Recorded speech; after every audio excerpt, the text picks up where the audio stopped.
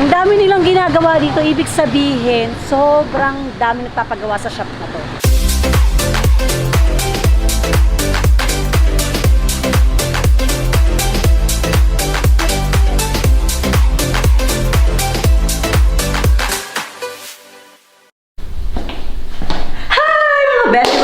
Mga sisi ko dyan. So in today's video, gusto ko i-share sa inyo yung pinapagawang ko, the upholstery. Kasi nung una, hindi ko na-share sa inyo dahil tinignan ko kung maganda ba yung gawa nila. Dahil sobrang nagandahan ako sa gawa nila sa amin at mura nila kami siningil. I-share ko sa inyo yung shop na to. Siyempre yung iba, di ba, naghahanap kayo ng mga kung saan nagpaparepair ng mga murang gamit. Kasi nowadays, marami naman talagang mura sa online na mga mabibili kaysa ipagawa natin. Pero ito kasing shop na to, sobrang legit. Talagang quality yung gawa nila, higit sa lahat, mga beshi, ang mura nila maningil. So, tara, puntahan na natin. At ipapakita ko sa inyo kung ano yung ipapagawa ko. Kasi worth it siya kaysa bumili ako ng mga bago na putyo-putyo mabibili sa online na madaling masira. So, ipapagawa ko na lang siya ulit. Eto siya, mga beshi.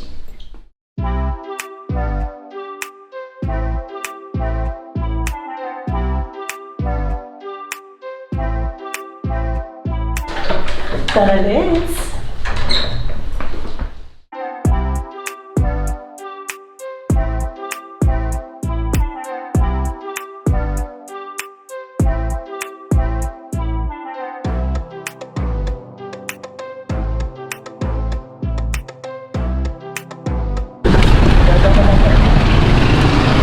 So, nandito na tayo mga friends.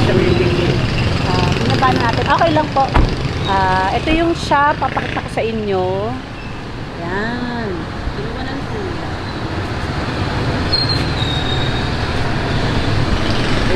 Ang dami nilang ginagawa dito. Ibig sabihin, sobrang dami nagpapagawa sa shop na to.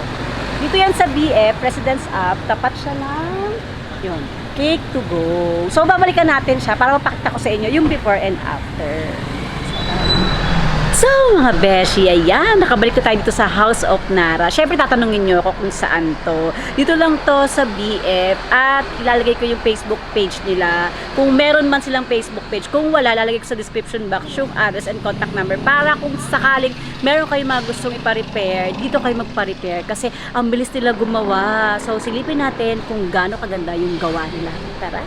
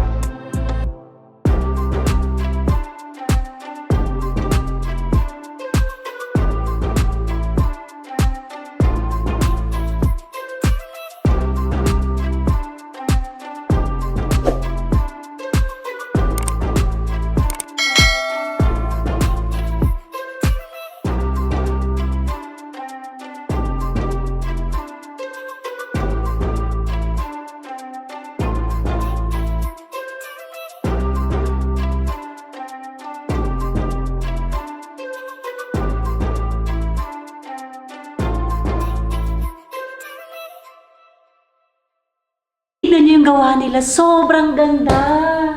Buksan natin, papakita ko sa inyo.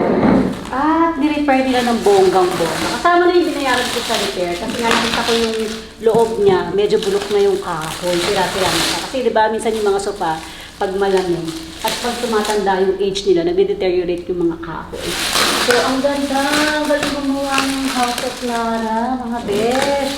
Tapos napansin ko sa kanya, yung kahoy, parang naging pago. Kasi gas na yung kahoy nito dahil nga meron akong pusa. Pakita ko sa inyo mabuti. Pininturahan din nila ng bonggang-bongga. Lapit nga natin yung camera.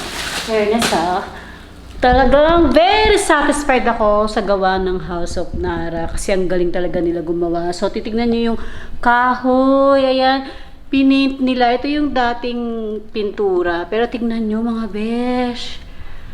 Bagong-bago. Sobrang ganda. Thank you so much, House of Nara, sa sulit at grabeng bonggang pagkagawa nyo dito. Laging satisfied customer ako. 100% highly recommended kayo. Sana nabigyan ko kayo sa magandang tip and idea sa aking mga viewers and subscribers. Thank you for watching. Bye guys!